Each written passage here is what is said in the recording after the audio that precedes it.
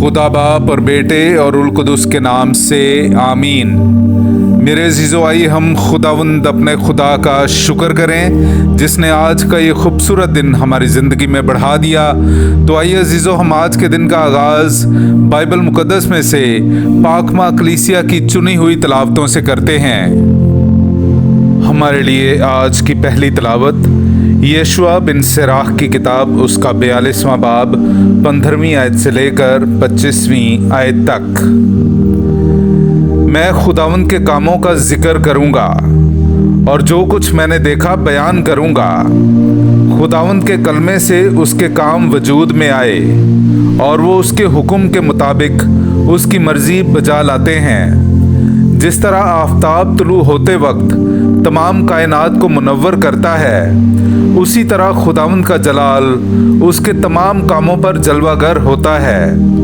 खुदा के मुक़द्दसीन उसके तमाम अजायबात बयान करने के नाकाबिल हैं। खुदा ही अपने लश्करों को ताकत बख्शता है कि उसके हुजूर में कायम रहें। वही समुंदर की तह और इंसान का दिल दरियाफ्त करता है।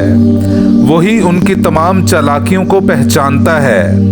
वही तमाम इल्म रखता है और ज़माने के निशानों को समझ लेता है। वो गुज़श्ता और आइंदा चीज़ों की खबर देता है और पोशीदा बातों के सुराग ज़ाहिर करता है। कोई ख्याल उससे सटका नहीं, कोई अमर उससे पोशीदा रह नहीं सकता। उसने अपनी हिकमत के अजीम कामों को आरास्ता किया।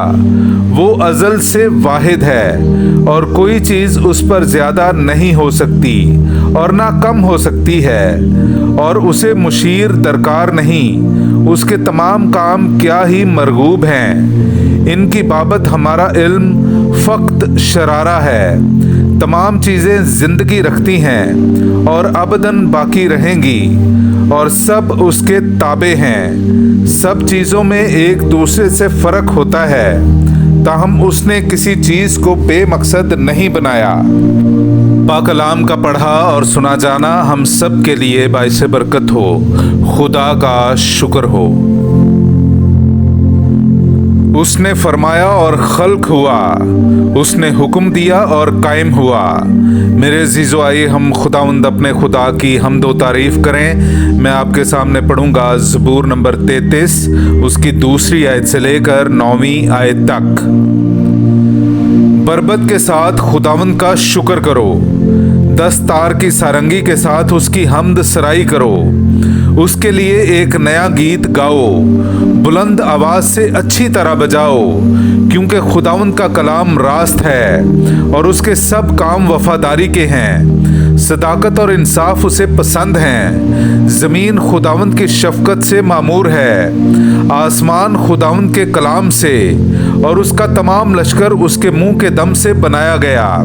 वो समुंदर का पानी गोया मश्क में जमा करता है, वो समंदरों को मखज़नों में रखता है। तमाम ज़मीन खुदावंद से डरे, जहान के सब बशिंदे उसका खौफ रखें, क्योंकि उसने फरमाया और खल्क हुआ, उसने हुक्म दिया और कायम हुआ। पाक कलाम का पढ़ा और सुना जाना हम सब के लिए बाइसे बरकत हो। खुदा का शुक्र हो। हालेलुया।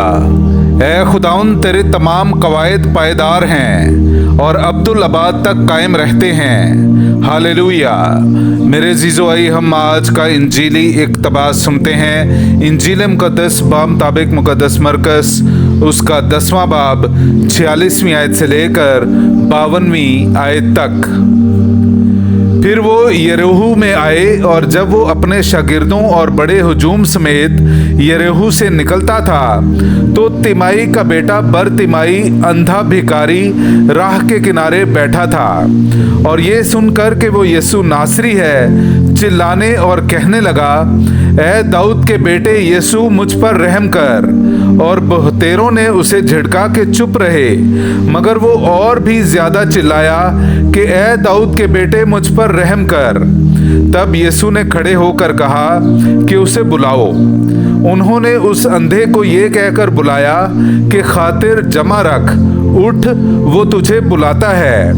वो अपना कपड़ा फेंक कर उछल पड़ा और यीशु के पास आया। यीशु ने उससे मुखातिब होकर कहा कि तू क्या चाहता है कि मैं तेरे लिए करूं? उस अंधे ने उससे कहा, रबूनी, ये कि मैं बिनाई पाऊं। यीशु ने उससे कहा, जा, तेरे ईमान ने तुझे बचाया है। और फौरन उसने बिनाई पाई और राह में उसके साथ हो लिया। पाकलाम का पढ़ा और सुना जाना हम सब के लिए बाइस बरकत हो। खुदा का शुक्र हो।